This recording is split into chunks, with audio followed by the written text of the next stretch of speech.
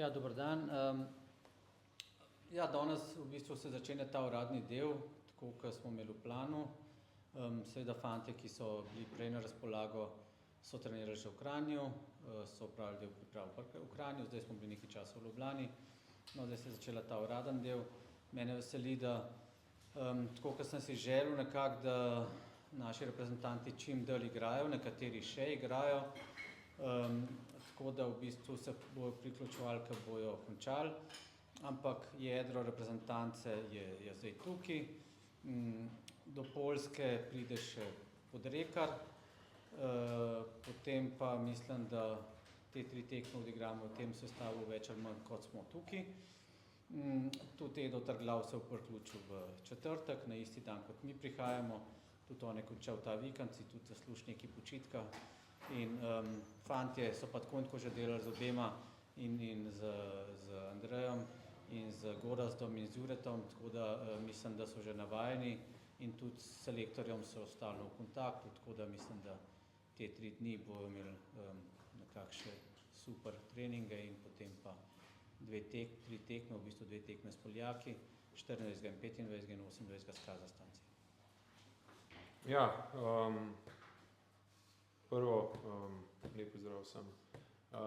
Danes je bil tisti prvi dan, ko smo se končno zbrali. Sigurno je drugače, ko je bilo v lanskem letu, ko se je ta reprezentanca skozi v bistvu marc pa april dopolnjevala z mladimi igralci, na koncu so pa še igralci Olimpije, tako da je bila malo drugačna dinamika letos na srečo, tako kot je rekel Dejan. Smo imeli možnost igrati v play-offu, tudi ostale igralci, ki so v pogonu v tem trenutku. Je super signal za slovenski hokej, da pač igrajo na tem nivoju, igrajo v zelo močnih ekipah, tako da smo lahko zadovoljni, da pač posamezniki tudi grejo korak naprej. Ker se pa te danes, recimo občutki, tako spet tisto vznemirjenje se vidi pri fantih, je bilo treba enkrat trening prekiniti, ker je vse na 120 postov, vse veliko energije, veliko vsega, tako da vsi smo zelo zadovoljni, da se je to začelo, vsi smo zelo fokusirani na to, kaj hočemo doseči.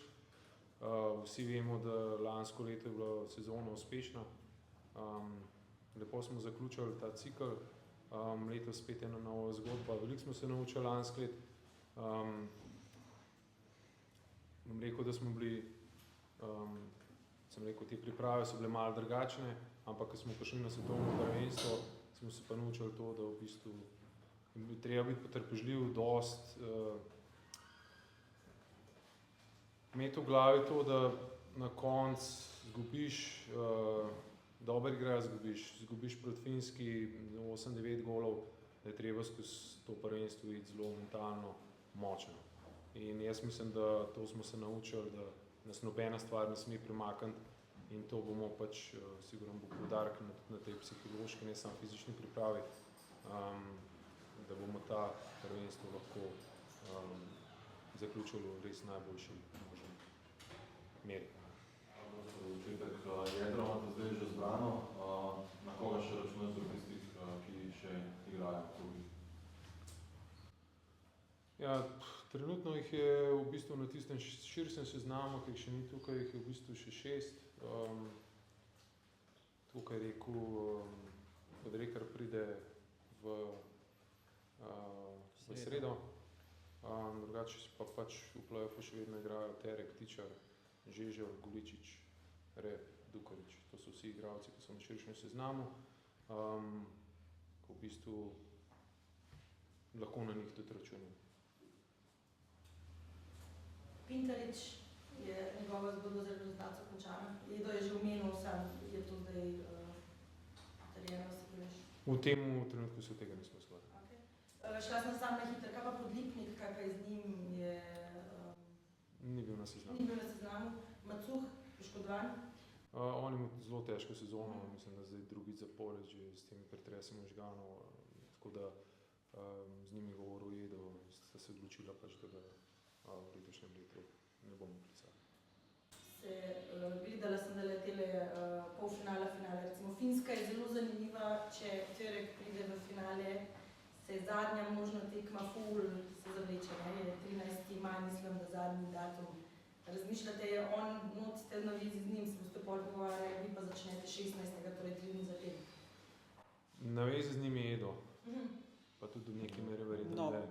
Sigurno pač vemo, Terek je v lanski sezoni bil pač en ključnih igralcev in on se lahko priključi tudi za zadnji moment in pač vsi mu želimo, da čim boljše odigra, da tudi mogoče zmaga in pride direkt v Švico.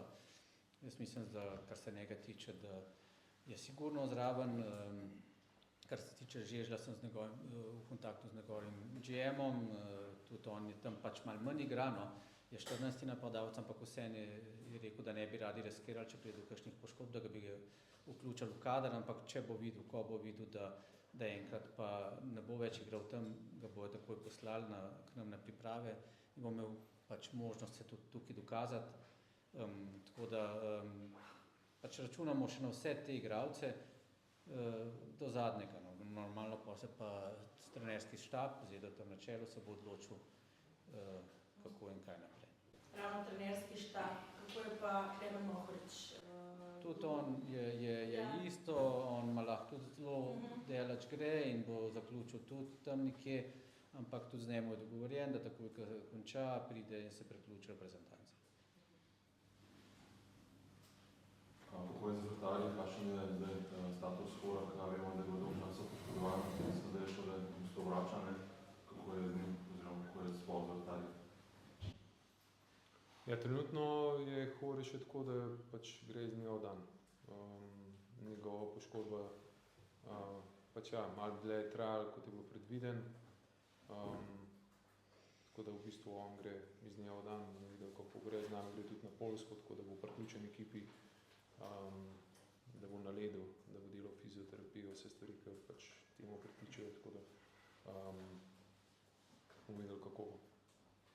Da je pa predviden prvi res, ne vem, kdaj se bi, ne vem, kaj zmanjšala ekipa, da boste na Poljskem kar nekaj časa? Mislim, na Poljsk gremo s 27 fanti,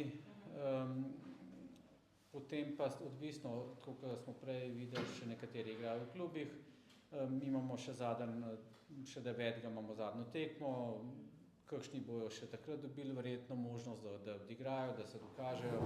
Tako da verjetno odvisno od pač vsega tega, kar smo se prej pogovarjali, koliko jih bo prišlo, koliko jih bo še igrali, ampak verjetno nam se, glede na to, da se doma pripravljamo, ne bo nič mudil več tam od 7. naprej do 9. odigrati različno ekipo in potem se 10. odločati, katere fante bomo peljali direktno, na katere se bo še malo počakali, če bojo še igrali, pa tako naprej. No. Mislim, da ni nobene presije, tudi priprave zdaj, pač vsi ti fanti, ki tudi če igrajo, tudi rabijo nekaj odmora, no. Recimo Tičar, pa tudi drugi, če bi končali, ne bomo jih takoj zdaj drug dan, pač se mora tudi malo spočiti. Tako da v bistvu imamo igralcev zdaj za te 3 tekme dovolj, tako kot sem rekel, potem pa v miru do 7. do 9. se še pripravljamo, imamo kar nekaj treningov in potem se bo odločili, koga na koncu vzeti. Zdaj omenil, da sem pravilno razumela, da se mogo prekiniti treninge, ker so preveč vzhičeni, kako, ali da jih je treba brzdati, če lahko še malo. Mislim, se lahko, če me nekdo gledal s tribuni, bi rekel, da pač si ne znamo, da jih podajati skupaj, ne? Ampak to je vse posledice tega vznemirjenja, karkoli, vse je vedno isto. Se sam spomnim, ko sem jaz prišel v reprezentanco, ko je bilo vse pač toliko stvari novih, nov začetek, je kakorkoli z vsega fanta, ki prije sem, je to spet neka nova ekipa, nekje se hoče dokazati, sploh ti mladi fanti, siguren. In ja, pač včasih je treba umiriti, pa malo resetirati, pa malo spomniti, da je pa le samo hokej. Si bil ti taka, zdaj z njimi treniral neuradno, pač, ko ste bil v Kranju pa Ljubljani, ko ste imeli ti pod nadzorom, je še bil drug? Gorazd Drinovci je bil z njimi v Kranju, ker mi smo do takrat še imeli v sezono, potem se je bilo pa oba dva zdaj zadnji teden v Tivoli. Jaz bi rekel, da na podlagi vseh teh izkušenj, vseh teh let, no, da se je krog reprezentantov kar precej povečal, no, in da nas to veseli, da fantje igrajo ali v Olimpiji pomembne vloge, ali v tujini, vemo, koliko časa še igrajo, recimo na Finskem, recimo to je ena močnejših lig, tudi v Ameriki, pa tudi tole ice hockey lig.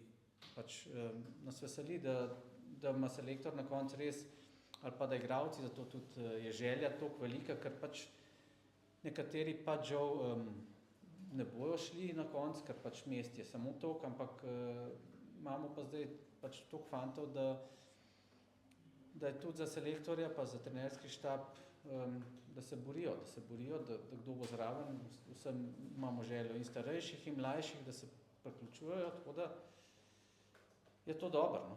Da je neka konkurenca in tak pozitivno vzdušje v ekipi. Kako bo izgledal ta prvi del priprav na Poljskem, vse skupaj pripravljene tekem bo 15, začeli boste v bistvu z teoretično recimo nekoliko lažjimi tekmeci, Kazahstan, Poljska, potem pa za konec Mađarska, Avstrija, ki sta letos obe v elitni skupini. Ta prvi del to ne bo turnir, ampak samo prijateljske tekme? Ne, to so na Poljskem so samo prijateljske tekme. Mislim, da se pač Poljaki pa Kazahstanci se pripravljajo na njihovo svetovno prvenstvo divizije, tako da smo dobili to možnost, da gremo tja, pa da v bistvu lahko odigramo 2 tekme s Poljaki, eno s Kazahstanci. Da v bistvu njim pomagamo, tudi sami dobimo dobre tekme za začetek, ker mislim, da Poljska, Kazahstan imajo trend, sploh Poljska se mi zdi zadnje čase, da niso več za podcenjevati. Mađarska, ta edina tekma na Bledu, ki bo sigurno spet en dober pokazatelj, kakorkoli, kje smo sosedje, pa bolj na koncu. Avstrijci, ki mislim, da pa zdaj so res že kar preskočili, mislim, da eno stopnico z lanskoletnemu četrtfinalom na svetovnem prvenstvu, tako da mislim, da se tekme lepo sledijo, da bomo lahko stopnjevali vse tja do odhoda na svetovno prvenstvo. Možda že potegnemo usporednice z Ligo AS, nekako se bolj varstvo, da v polfinalu smo videli, da prvič so bile 4 države zastopane v ligi, zdaj nekako tudi na reprezentačnem nivoju, vse 4 med elito, se preseli rivalstvo kar na reprezentančno raven. Ja, če pogledamo AS ligo, mogoče se je šla za nivo višje, sploh pogledati tega, da če se sam spomnim celotno sezono, mislim, da je bilo zelo izenačeno, no, kakorkoli.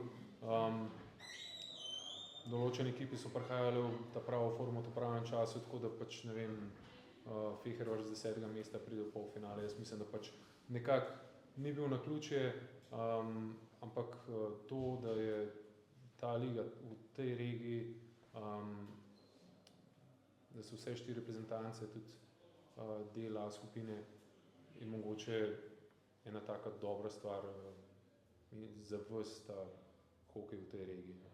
Tako da vem, da se je že pred leti govorilo, da pač ta AS liga predvsem dobra za avstrijske klube. Jaz mislim, da se je zdaj ta krog razširil in da je to dobro za celo regijo.